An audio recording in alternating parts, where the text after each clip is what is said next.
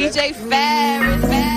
It's Chicago, nigga. It's the real one. Hit me. Only one is pulling shit the fuck up. That's good sports talk. Well, it's incredibly unfortunate, first of all. You understand to some degree why he's gone, because when you've been coaching a team for 7 years and you haven't been to a conference finals, that's problematic. We understand. Yep. That's the main reason. He's a good coach, but he haven't got the Clippers to a conference finals or a finals. They want to go deep in the playoffs, not just to the second round. And by you allowing the 3-1 lead slip up on y'all, you know it was the good to the end. What I mean by that is they're going to look forward and try to get a coach to get the Clippers over this hump and make it to a finals, or conference finals. They still haven't reached that yet. And then he had good teams in those 7 years. He had Lob City. Now he got Kawhi, Paul George, Montrezl Harrell, Lou Williams, Sherman. He got a good team, and he couldn't get it done. When he had Chris Paul, Blake Griffin, DeAndre Jordan, he couldn't get it done. So they're going to look somewhere else. But in this particular instance, when you consider the fact that he's one of the elite coaches in the game, when you consider the fact that they were coaching in a bubble, you had a team, you were coaching a team that basically voted not to be there, which means they didn't want to participate. You had guys like Montrezl Harrell missing about 30. That show you right there. If the team didn't vote to be there, that really can't be on Doc Rivers. That means their mind wasn't really focused on playing in this bubble. That means their mind wasn't focused on these playoffs in this situation. That means they had to turn it on to be able to get ready in the playoffs to try to get ready to go for a deep run. That means they could have lost that Dallas series. But they found a way to pull it off because the mistakes Dallas made. But then he got throw out the game the first time. Then he got fouled out. Then he got injured. So, and then the Denver series happened.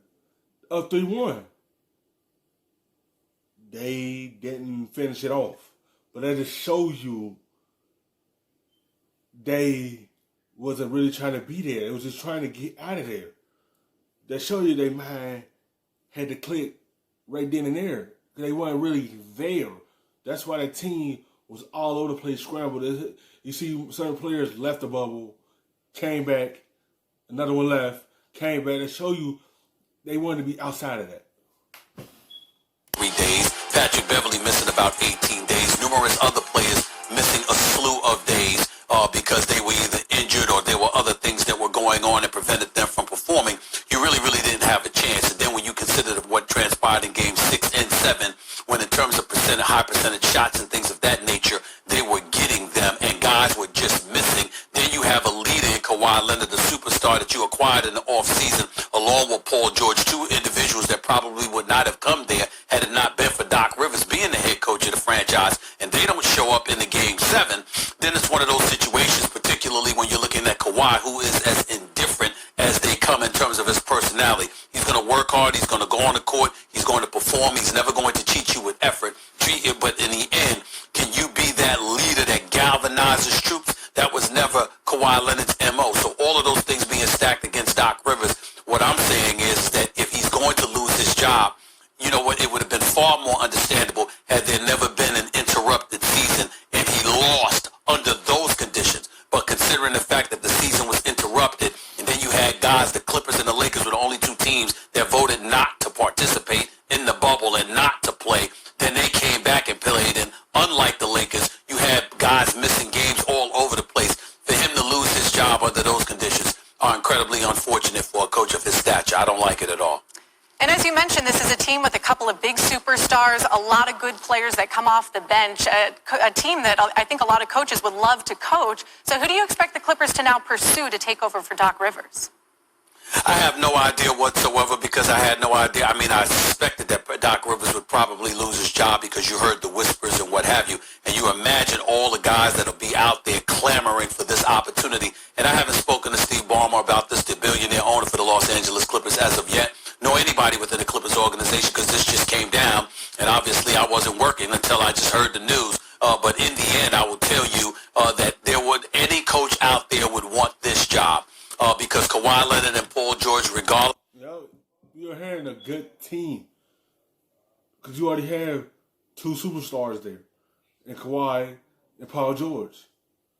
Let's see, can that coach change this outcome for the Clippers? Because they got that dark cloud over their head.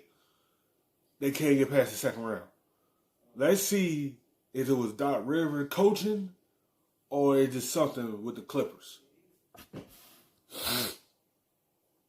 Of how they didn't show up in Game 7. The bottom line is there's stars in this league, and if you consider the plethora of other players that they have on this roster, you might be in need of a quintessential point guard, a literal floor general who can distribute the basketball and stuff like that. But outside of that, all the pieces are there. If they're highly motivated and focused and they want to play, they can beat anybody. Even though it didn't happen, they could still come back. My proposition was that they all come back this season, next season rather. Come back and show what you got and give it to them. And that's what you should do because they'll be more motivated than ever before.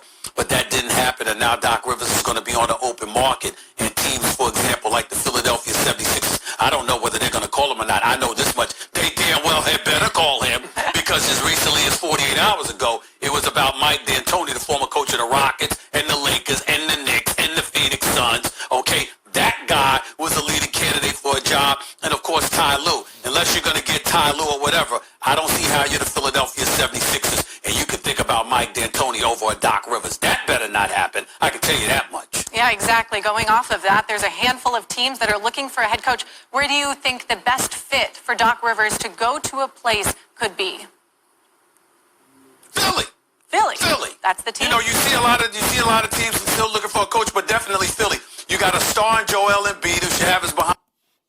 Like you can't roll with D'Antoni because his style is not having a 7-footer. His style is not having a point guard that can't shoot the ball. Ben don't shoot, and the team is slow, and that's not how D'Antoni like to run his system. So those two things is right at the door.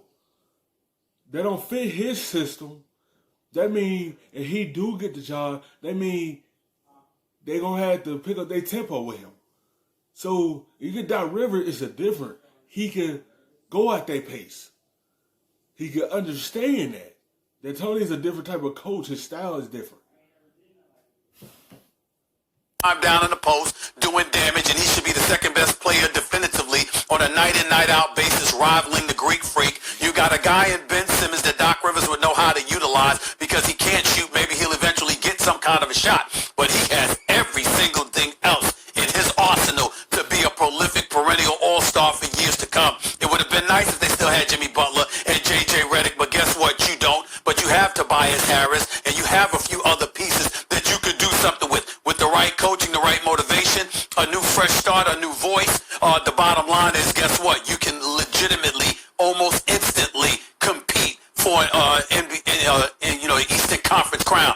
That's what this will come down to as far as I'm concerned. If I was speaking to Doc Rivers, and I haven't spoken to him yet, but I damn well intend to, my thoughts to him would be, go for the Philly job. The Philadelphia 76ers, if you're listening, because as you know, I worked in Philadelphia